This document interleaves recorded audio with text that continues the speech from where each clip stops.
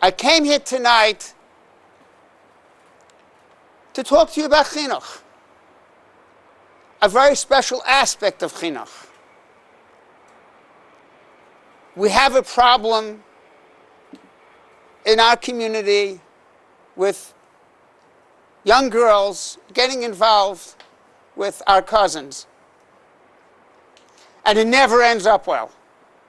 And you'll say, it won't happen to me. I'm not saying it's going to happen to you. But I'm going to try and plot out the course that you could be sure that your daughter will be close to her mother and her father. That's my function tonight. Giving money to the organization, I would say, is a segula that these things shouldn't happen to you or those you love. And you're responsible for Klal Yisrael anyway. But I came here to talk about kids, because that's what people want me to talk about. So I want to give you a few principles. But I first want to tell you a story, and then from that story we're going to be able to figure things out. I was approached by a wonderful couple in their mid-50s. Their youngest daughter was 11 years old. She would not talk at all. Zero, zero, nada, garnished, efes, nothing. She was closed like a richai. So I said, like, what should we do? She was 11 years old. So I said, maybe ask her what you should buy for dessert for Shabbos. And they did. And she spoke. How do we explain that? When we go through what we're going to learn tonight, you'll have your answer. And I want to give you some principles, because we don't have a lot of time. And principles are things that if you give them to intelligent people, sincere people, they can apply it. People want to be noticed. They want to be noticed. Artscroll put out this book, Marriage. They asked me to write a foreword. They had their own shita on how to spell my last name. But I just put out a book from Artscroll, and they have done tshuva. So now they spelled it correctly. So I told a story which I had heard from the person who had happened to. He was recently married. His wife was not home on time, and he couldn't reach her. And when she came in, he said he was very upset. He said, like, where were you? You're late. What happened? So she did what any healthy, newly married female would do. She ran into their room, threw herself onto the bed, and started crying. So he said to himself, oh my gosh, I'm a dumb male after all. What did I do? She came out a while later and she said there were tears of joy. She grew up in a house where she wasn't noticed. She tried once, she pushed the nuclear button. She ran away from home. And she came back after a whole day, and guess what? Nobody noticed she was missing. Her husband cares about where she is, notices she's not home, tears of joy. People need to be noticed. People need to know that you know they're there and you care that they're there. Now, you're going to tell me the things I'm telling you are obvious, some yes and some not. Children need not only to be noticed, they need to be respected. Now, what does respect mean? The psychologists have not yet told us that when your daughter comes into the room, that you have to stand up for her because she'll feel, she'll be crushed by that. You don't have to stand up for your children when they come into their room. What does respect mean? Respect means you take up space in my hard drive. When you say something, I remember it. When you do something, I notice it. Love is if it's important to you, it's important to me. You can't be in a hurry when you're going somewhere with a child. If you're walking with a child and she or he is interested in those ants that are walking on the sidewalk or the pavement, depending which country you come from, and she wants to stop and look at the ants. Ants are very interesting, by the way. They're amazing. And you're in a hurry. She said, we have to go now. 2 weeks ago tomorrow, I saw something that shook me up on Rehov Sorotskin. On my way to yeshiva, there was a person talking on his telephone, dragging his daughter, his 3 or 4-year-old daughter, along with him. She was trying to talk to him, struggling to keep up with him. He's on his phone. After he finished the call, he made another call. After he finished his second call, he started looking around at all the posters. She tried to get a word in, didn't go. She's not there. I am sure he will have trouble with his daughter. At very best, she won't want to have anything to do with him. And that's normal. People want to be noticed, they want to be respected, and they want to be heard. And this starts from 1 day old.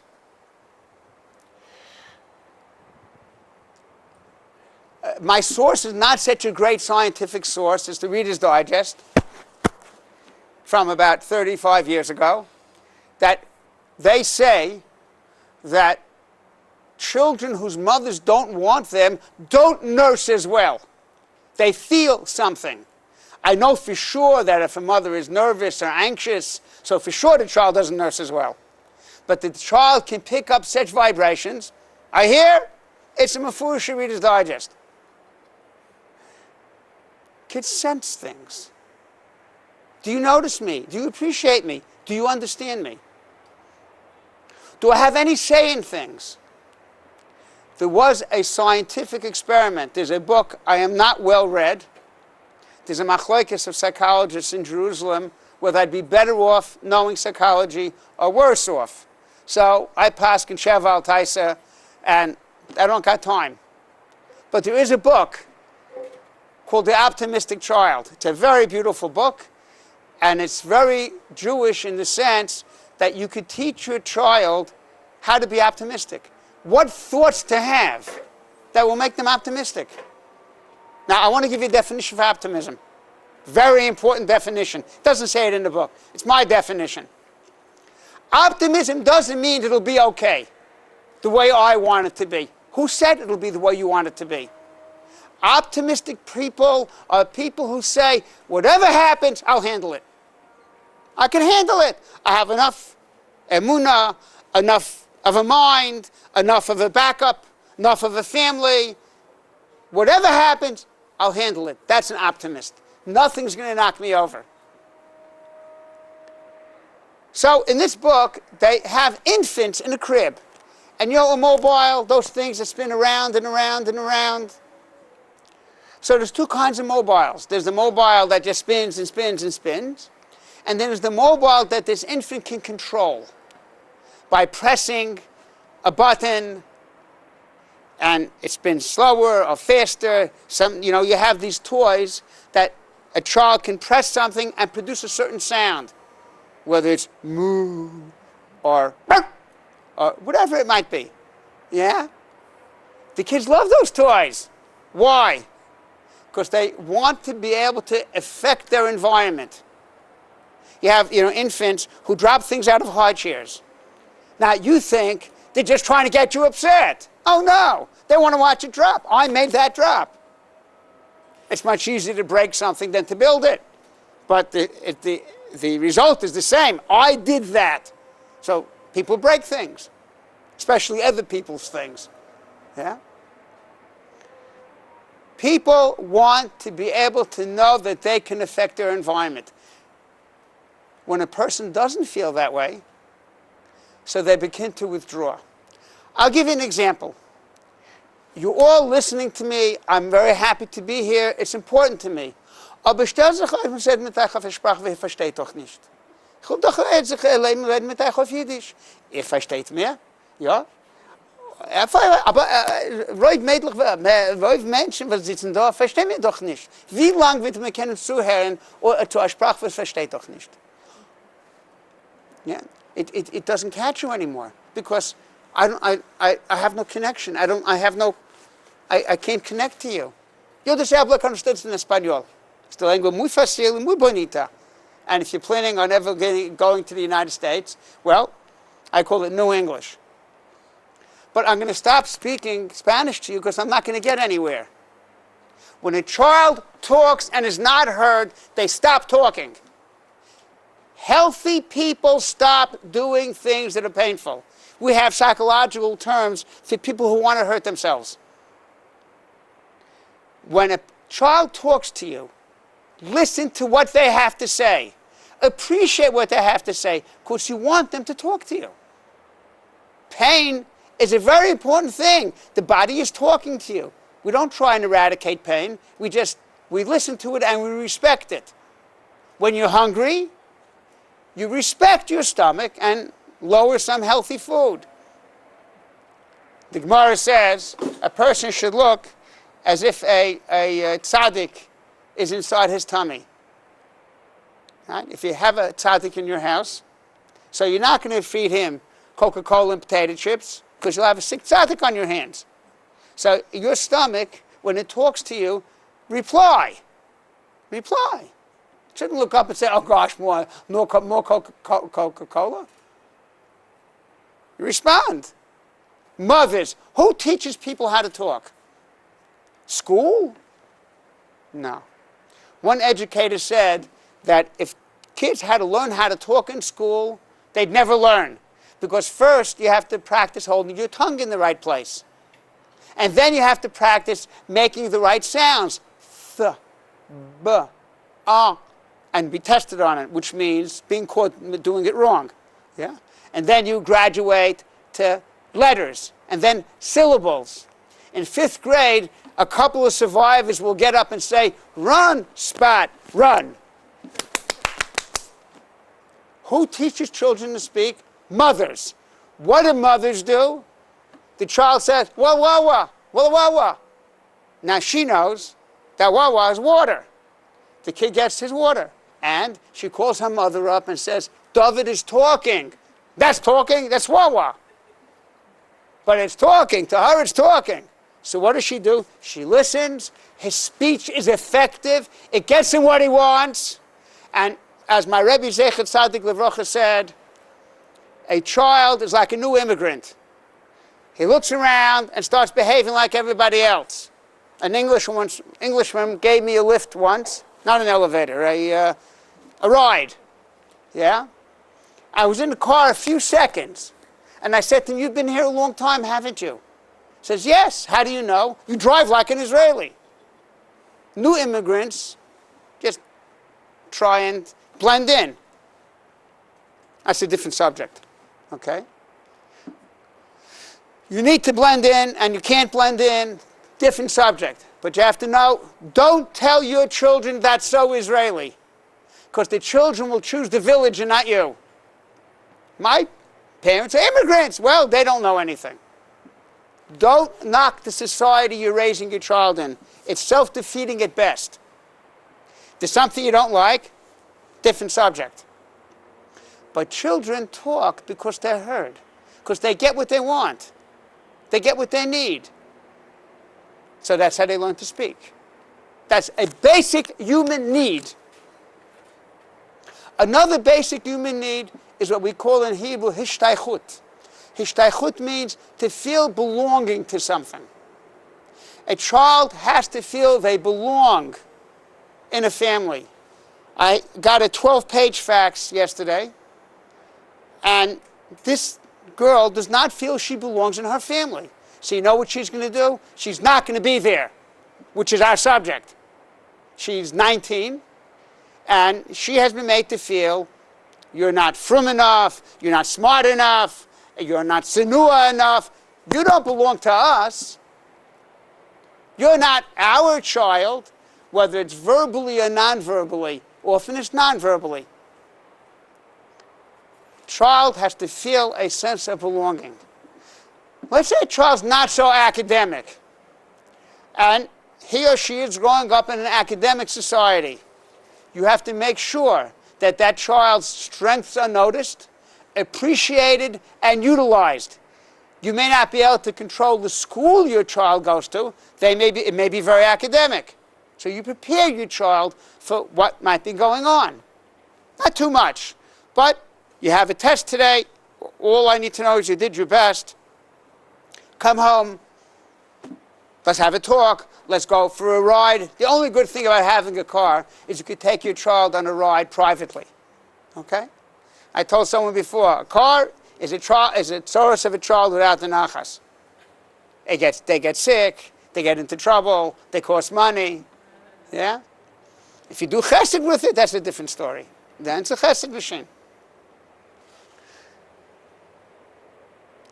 That child has to know that your love and, yes, respect for them has nothing to do with their performance. Performance is in two things. Performance, how well, quote unquote, they do in school, and how they perform according to your standards. Children learn non-verbally because children are emotional. The language of emotion is non-verbal. For instance, the look on your face when your child comes home. Say you have a kid who's a holy terror. When he comes through the door at 1 p.m. or 2 p.m., what's the look on your face? Oh gosh, my day's over. The kid will pick that up. Kid has to see a smile on your face when he comes home. Has to feel a sense of belonging, a sense of being understood. Now, I want you to understand something very important. That we live in a time when children do drift off. Even though what I'm telling you is very important, there's no formula. You can't control who your child is going to sit next to, who they go to school with, who they meet in the street. You can't control it. You have to pray real hard. And that's why coming here tonight and helping other people who are in trouble is a form of a prayer.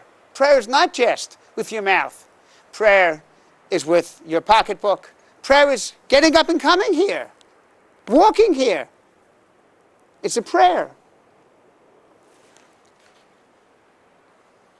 The Satmar Rav Zechariah Levrocha said, the saying that the apple doesn't fall far from the tree is not true when there's a hurricane outside. And there's a hurricane outside. It's a very difficult generation. Now, every generation had its difficulties.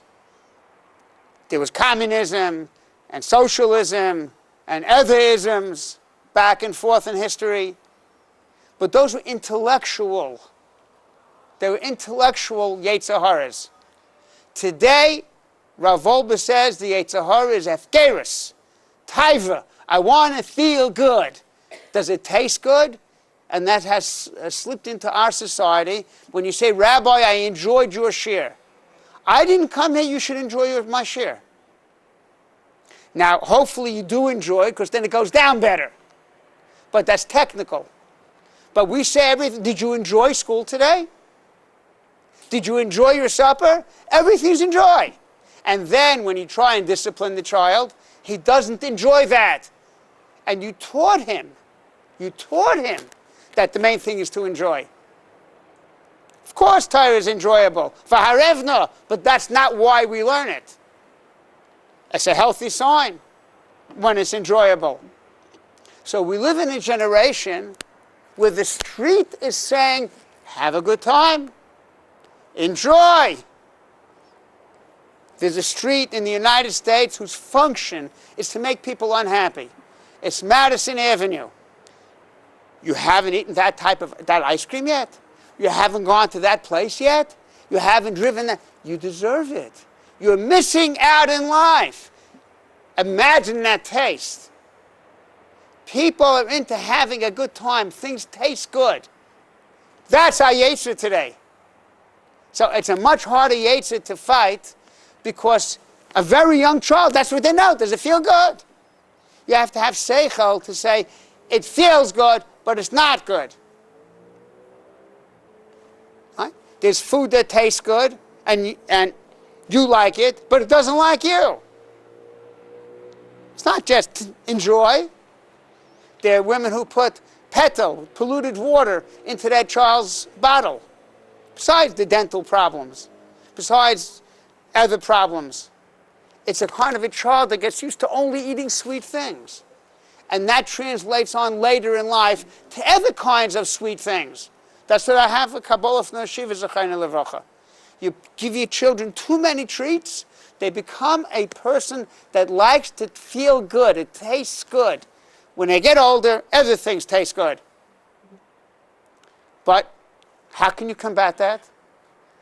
The home is a good place. It's a happy place. It's a place where they're accepted, understood, loved, heard. There's a big rule. I'll tell you a story. We just have a couple of minutes. Should I ask for questions or not? Okay. Oh, the story I know I got to tell. Many years ago, a group of from the Israeli government came on a tour of Or Sameach, and they found out that there was a public relations expert in the student body. So they asked him, how do we sell Israel? So he said, you'll never find an advertisement that says our product is just as good as anybody else's. What do you have to offer? Nightlife. Okay? They got bigger and better in the old country. Yeah? Beautiful parks and scenery. You could take the country and drop it in Kruger National Park in South Africa and you won't find us. What do you have to offer? You have to offer spirituality. You have to offer ruchnius. That's your sale. No one can replace a mother. No one can replace a father. And fathers with their daughters also.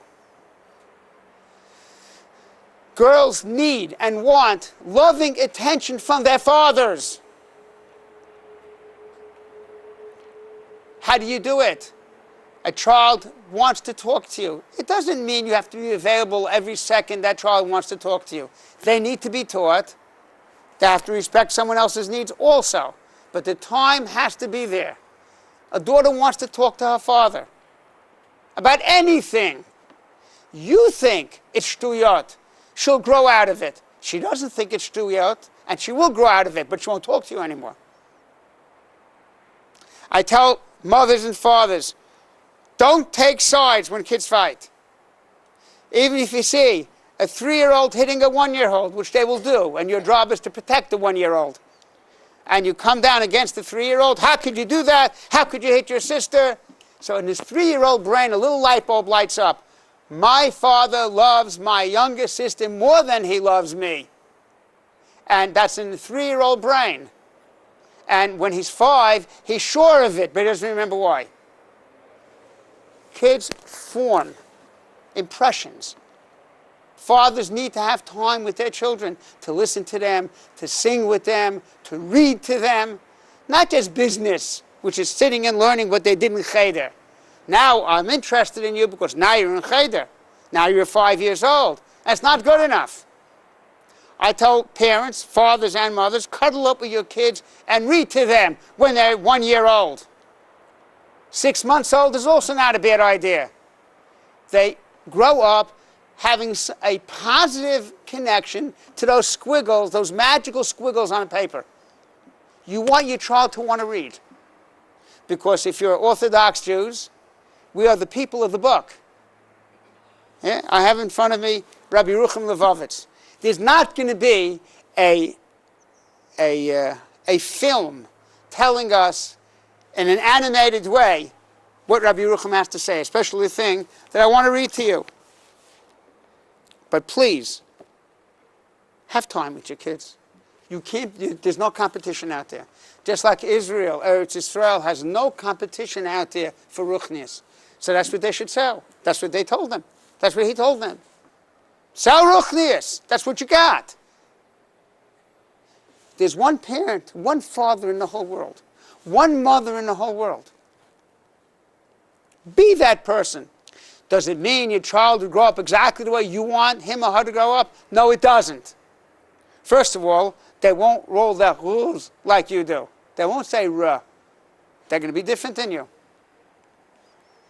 I told my daughter I was going to San Antonio, Texas, and I was going to go see the Alamo. I wanted to see the Alamo. I have a good reason to see the Alamo. So she said to me, Mazeh Alamo. Is her education lacking? Maybe it is. But I made a decision. English is her second language. She's growing up here. She doesn't know anything about baseball. She doesn't know American history. There's a lot of things she doesn't know, but a lot of things she does. You're raising your child in a country. You're an immigrant parent. You have to be a really good parent. And you can only win. Win means my child knows there's one person in this world that I can trust, that I can talk to, who will listen to me, who'll care about me, who'll try and understand me and will never tell me something for their benefit. That's you. And fathers, not also, fathers. Doesn't matter if the child's a daughter or a son. You do that, so all these stories about losing your kids, they may not grow the way you wanted them to grow. So therefore, but you're not going to lose them. They're not going to hang around with people they shouldn't be hanging around with.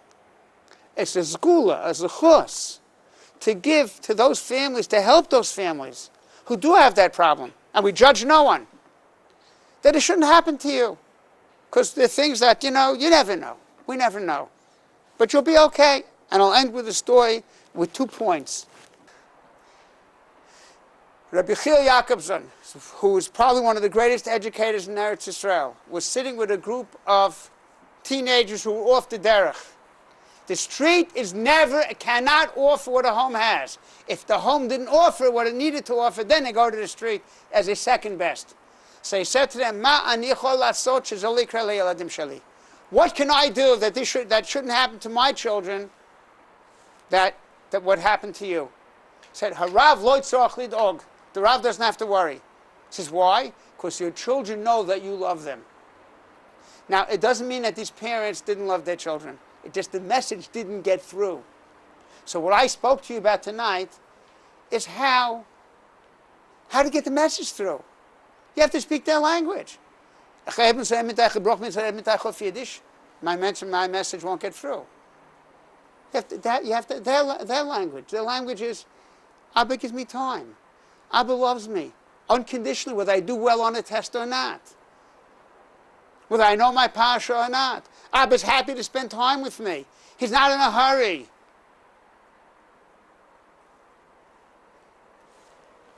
There's a piece here from Rabbi Yerucham that says, if you put all the acts that a person does, A-C-T-S, all the actions that a person does in the world, but without difficulty, and then on the second side, Yaniach Maisa Kotim Bitsar, a small act which was done with difficulty. Yachriya Zoy says Kol Maisim Taifim. That one small act that's done with difficulty weighs more than all those other actions that were done without difficulty. Yes, it's hard sometimes. Sometimes to young women it's a tease, get a good night's sleep. Like when our twins were born, David Heller, I think we were Tzipora Heller's first shidduch. Because when my wife, Tzipora Heller, gave a shir in Michtav Melio 43 years ago, 2 people showed up. Imagine that. 2 people showed up to Tzipora Heller's shir. And she saw one of them, that's Noach, for Noach, because I was a guest in their house. I knew her husband from America. So we give her plaques every couple of years. I mean, she has a second plaque for me already. David Heller told me, when our twin boys were born, go home and get a good night's sleep. It'll be your last good night's sleep for 25 years. And he's wrong, because it's more than 25 years. My boys are now, Baruch Hashem, 41. But grandchildren cry also. No complaints. Yes, but do what you can. Be as rested as you can. Eat well, as much as you can, and that you have more control over. Exercise. It's very important. And tell your husbands, your children need them. They need them. You're busy. I understand you're busy, but you have to do this also. And then, I want to give you a bracha. I mentioned to someone over here, my grandmother, my mother's mother, covered her hair in Borough Park 100 years ago. Actually, it's more than 100 years. So I can give you a bracha as a Jew. I'm for sure Jewish. In the schus of your desires to help your children, your desire and to give to people who are helping other people's children. You should be zeicha to see Dairis Yisharim, children walking the straight path in one of the most difficult areas in history to have children who walk a straight path.